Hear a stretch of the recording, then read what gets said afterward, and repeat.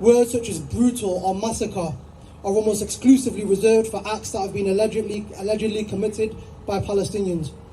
Words such as genocide are almost totally absent, despite the fact that ample evidence exists and that legal consensus exists that genocide is exactly what's unfolding before our very eyes.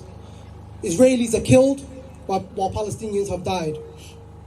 Take, for example, one story that was released late last month that talked of a Palestinian who lives in London. The headline reads that Palestinian lost 42 family members, as if they all took a wrong turn home on their way back from work.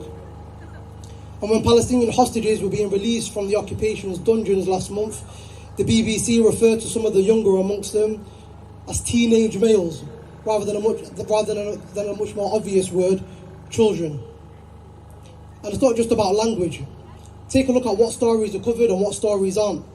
Whilst there was an article early this month that the BBC ran about stories of alleged systematic abuses of Israeli women that contained no confirmation of any forensic evidence, any pictorial evidence, or even first-person testimony to substantiate those claims, ask yourself, how many stories are there that the BBC runs that cover Israeli testimony of friendly fire that took place on October the 7th?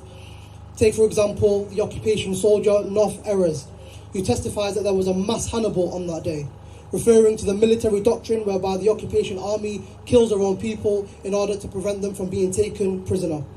How many of the BBC's audience has ever even heard of the Hannibal Directive? How many stories do the BBC run that cover the fact that there is ample evidence that the occupation army deliberately targets civilian infrastructure in Gaza to force the population to either call for surrender, to flee, or both, in line with their well-known Dahiyya doctrine, which effectively targets civilian populations to achieve politically what they're not able to do on the battlefield?